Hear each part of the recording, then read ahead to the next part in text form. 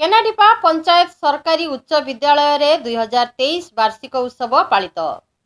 संबलपुर जिला जमनकीरा ब्लॉक अंतर्गत केनाडीपा पंचायत सरकारी उच्च विद्यालय रे आज वार्षिक उत्सव पालित हो जाइछि।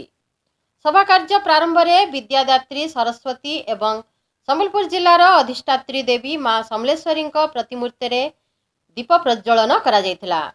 एही अवसर रे विद्यालयर पुरातन छात्र हरेश पटेल सभापतित्व रे अनुष्ठित उक्त बैठक रे मुख्य वक्ता भावे पुरातन छात्र तथा अवसरप्राप्त एसएसडी सीआई त्रिलोचन पटेल जोग देइथिबा बेले मुख्य अतिथि भावे पुरातन छात्र तथा अवसरप्राप्त जल विभाजिका प्रकल्प निर्देशक गोपीन्द्र भोई एवं सम्मानित अतिथि भावे मिथिलेश्वर नायक, डॉक्टर बासंती तांडिया, डॉक्टर निरुपमा महापात्र, अरुण बेरिहा, मंगलू रणा, सरपंच कल्याणी नायक, सीआरसीसी मणीन्द्र भोई, मुक्तेश्वर चौधरी, बिरंची पटेल, भक्तरणा प्रमुख जोग देइथिले।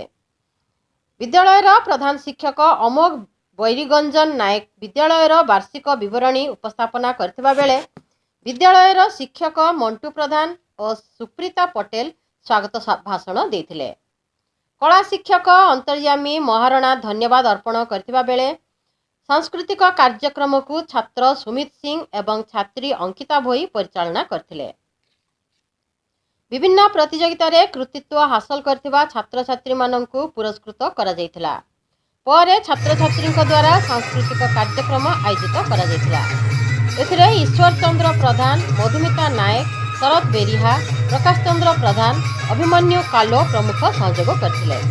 तेबे बेस उत्साहर सहित केनाडीपा सरकारी उच्च विद्यालय रे वार्षिक उत्सव पालित हो जाइछि। जमनकीरारू लिपन नायक रिपोर्ट, एकेएन न्यूज।